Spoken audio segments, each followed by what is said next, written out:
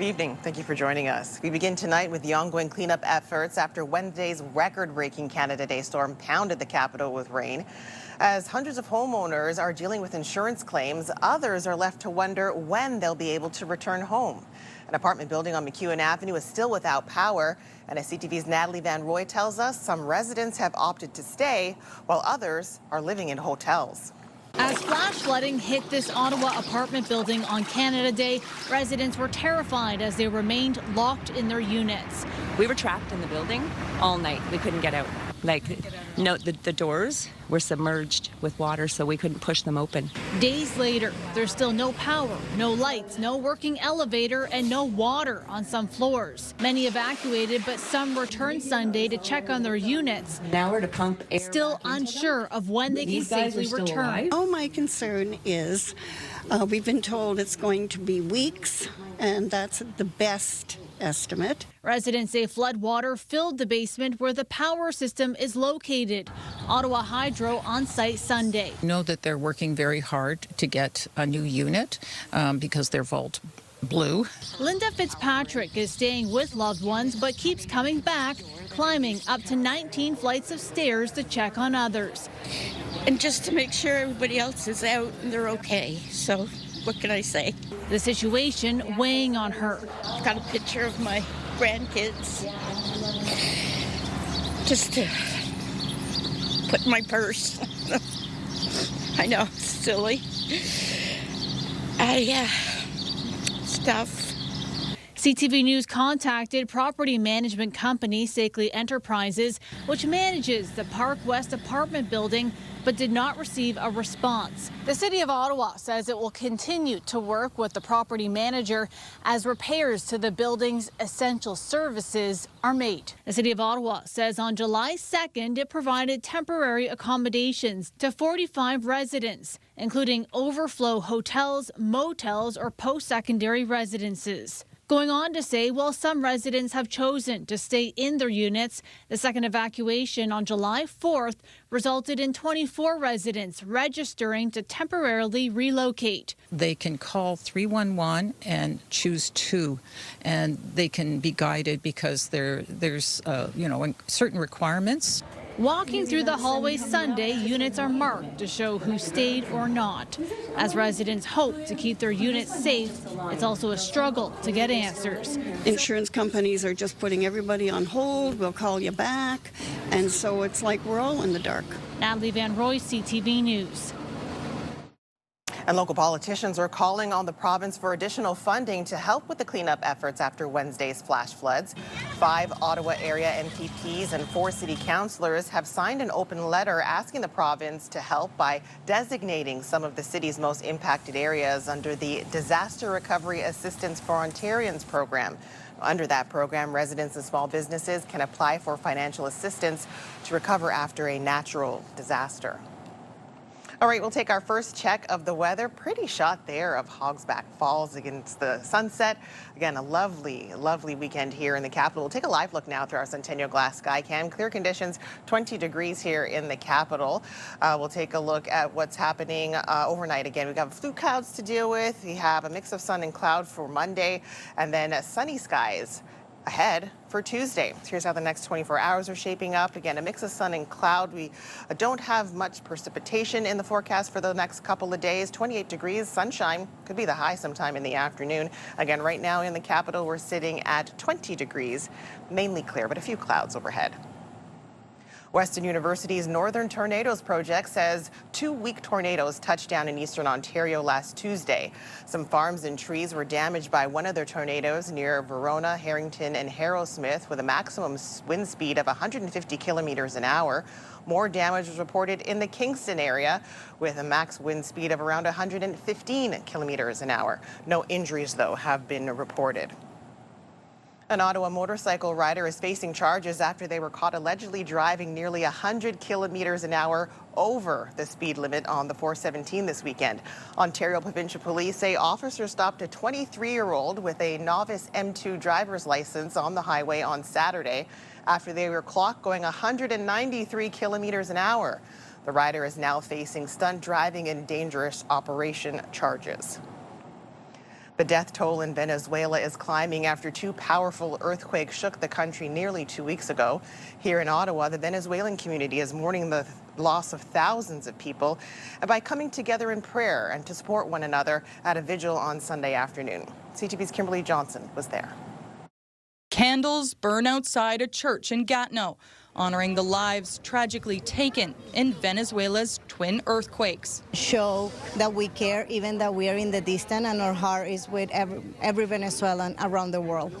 Some of Carolina Izaguirre Campos' childhood friends lost their entire family in the catastrophe. Nearly 3,000 people dead and tens of thousands remain missing after earthquakes rocked the South American nation on June 24th. On Sunday, the community coming together to mourn the lives lost with a mass, a prayer, and a candlelight vigil. Viva Venezuela! Happened because the infrastructure of our country wasn't taken care of for the last 25 years. And this is the reality. We are suffering as a community, the people who is in there, but also the people who is far away, because we can see it. We see the news. It's like you can't go to bed and sleep. I haven't been sleeping properly. The event organized by a group called All for Venezuela.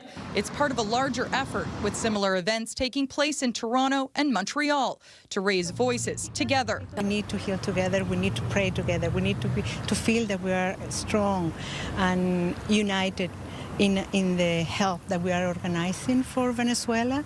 As efforts continue in Venezuela, so do efforts by the community here in Canada. A fundraiser also planned for next Saturday to support the country's recovery. It's because Venezuela in this moment, at this very moment, needs any help from everybody. Kimberley Johnson, CTV News. The federal government is set to announce which company has won the bid to build Canada's new fleet of submarines. Several industry and government sources have confirmed to CTV News that the Prime Minister will make the announcement on Monday before departing for a NATO meeting in Turkey.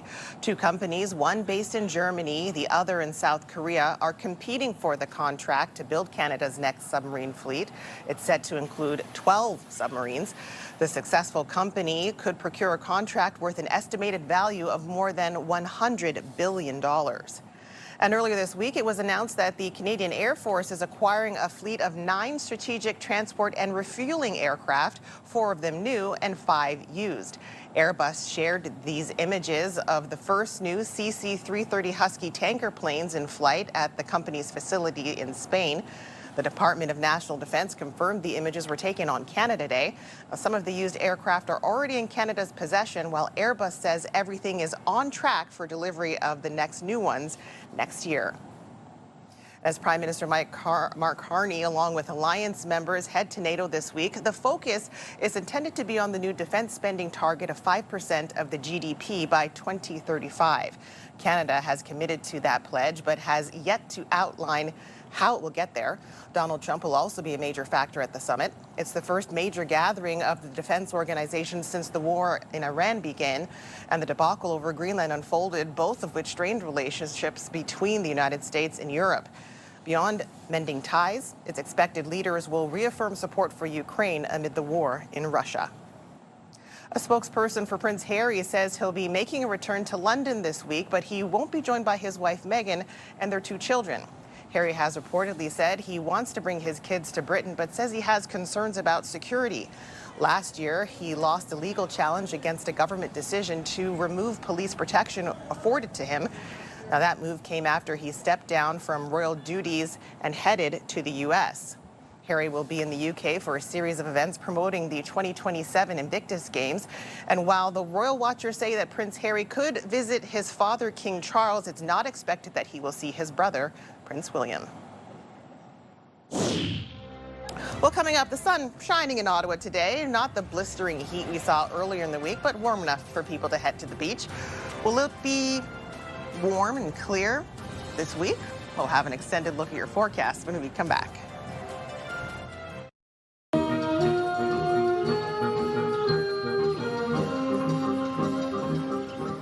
The Crescendo concert series wrapped up this afternoon with a full central band of the Canadian Armed Force serenading a crowd outside Rideau Hall. Now, the series honors Rideau Hall's ties with the central band, reflecting more than 60 years of musical collaboration. All right, another check of the weather. A look at Dow's Lake there. Again, a lovely evening if you're in the Ottawa area, enjoying outside. Right now, we're looking at 20 degrees through our Centennial Glass sky cam. Again, mainly clear conditions. We do have a few clouds overhead. Looking through the satellite radar. Again, some of the clouds sticking with us for your Monday, and then they'll leave for Tuesday, and then we could see some more cloud cover and maybe some rain for the rest of the week. We'll get to that in just a second. Here's what our lows are looking like for tonight. 16 degrees here in the Ottawa area, 14 for Cornwall, 15 in Brockville, 17 along the rest of the Seaway. We've got 12 degrees in both Bancroft and up in Kitigan-Zibi, 12 degrees in Maniwaki as well, 16 for Petawawa and Gatineau, 15 in Kemptville, 14 toward the Mont-Tremblant area. As for the highs tomorrow, again, we will have some mix of sun and cloud clearing toward the afternoon. 28 degrees here for Ottawa, 28 and clear in Pembroke. We've got 29 for Cornwall, 28 for Brockville, 27 for both Kingston and Trenton. Over in Gatineau, they're looking at a mix of sun and cloud with 29 degrees, 28 degrees for Petawawa, Maniwaki, 29. Same thing for Montreal. 28 degrees for the Kemptville area. Now, here is how the week is shaping up. For your Monday, a mix of sun and cloud, 28 degrees will be the high. We're looking at a low of 16 degrees overnight. Tuesday, sunshine, 29 degrees. And then we could see some showers rolling in on Wednesday, Thursday, and Friday. But the temperature, you could see 30 on Wednesday, 29 on Thursday, 28 for Friday. And the weekend, it looks like we'll have mainly a mix of sun and cloud forecast for next Saturday.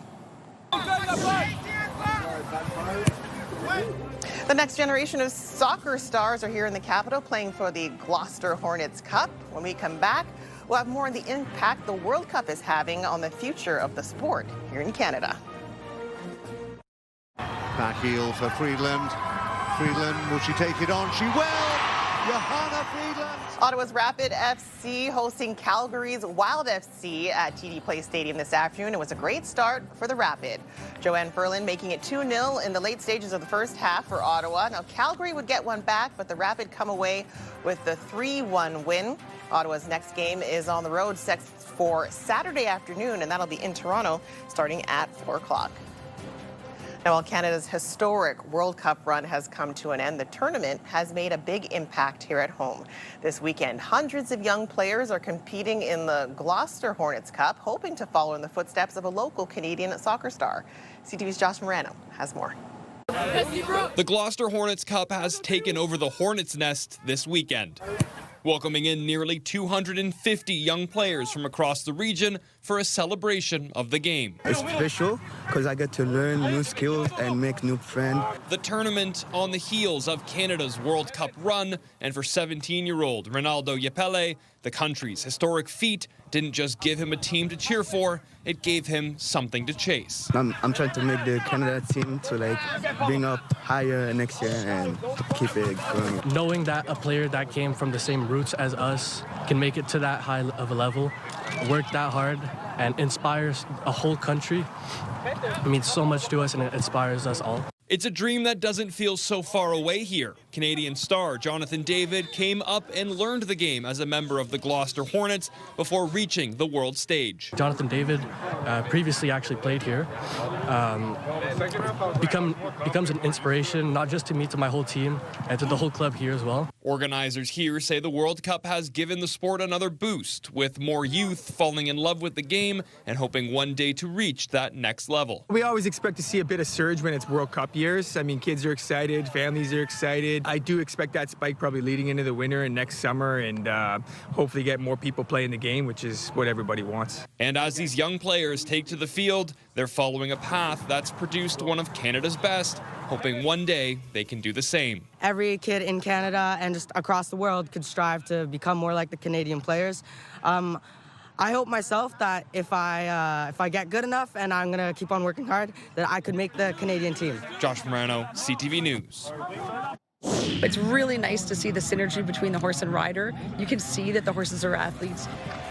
Well, after the break, some of the best Canadian equestrians battle it out at the RBC Ottawa Summer Tournaments. We head to Wesley Clover Parks for some world-class show jumping.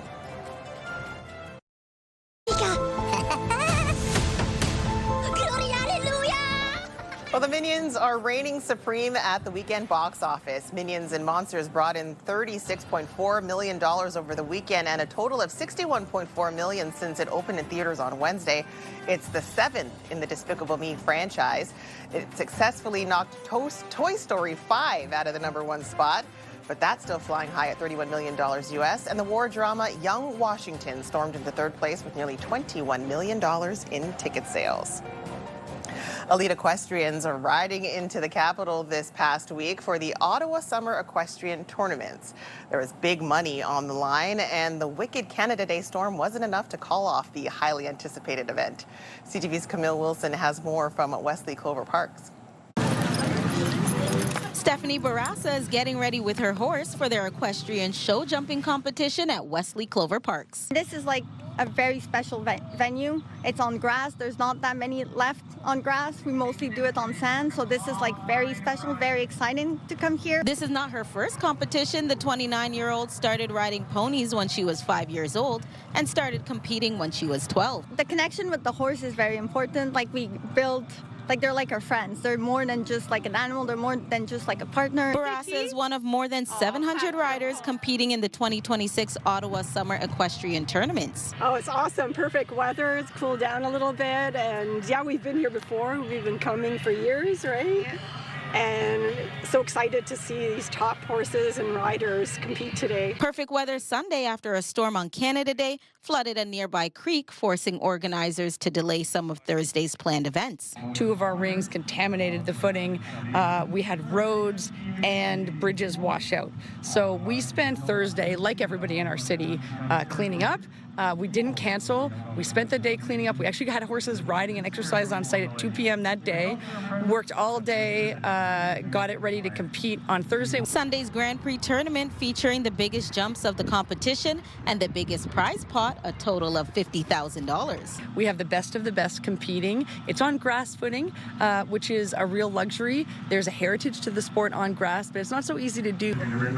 And years of training paid off for Barassa, taking home first place. It feels amazing. I mean, it's just great. My horse jumped amazing. I went double clear. It's what I was looking for. I'm very happy. I'm proud of him, proud of myself. It's just a great feeling. I'm like walking on a cloud right now. Camille Wilson, CTV News. All right, coming up, a triumphant return and a parade fit for champions to celebrate a team of World Cup underdogs. We'll also have one more look at the forecast when we come back.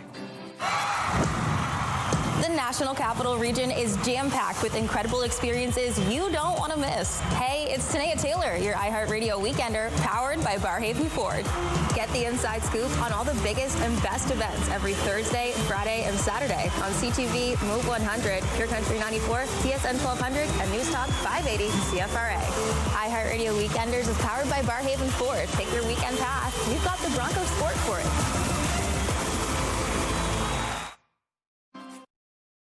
Hairstyles, courtesy of Salon Fiorella.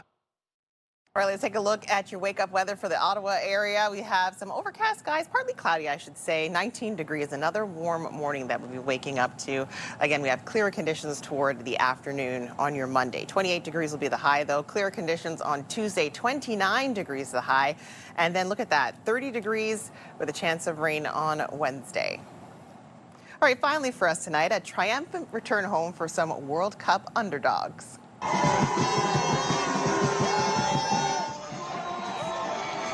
After capturing the hearts of soccer fans around the world, Cabo Verde's national football team greeted with a homecoming parade after their historic World Cup run. Crowds lined the capital to celebrate, waving flags and dancing to drum beats as the team arrived home. Now, the country's sensational World Cup debut ended on Thursday, but not before they pushed the defending champs from Argentina to the brink in extra time in their round of 32 matchup. Now, the team is a fan favorite now around the world, and honestly, even though they didn't advance to the next round, they didn't win the cup, they definitely won the hearts of everyone, and I think they won the World Cup in their own way. It was fantastic to see.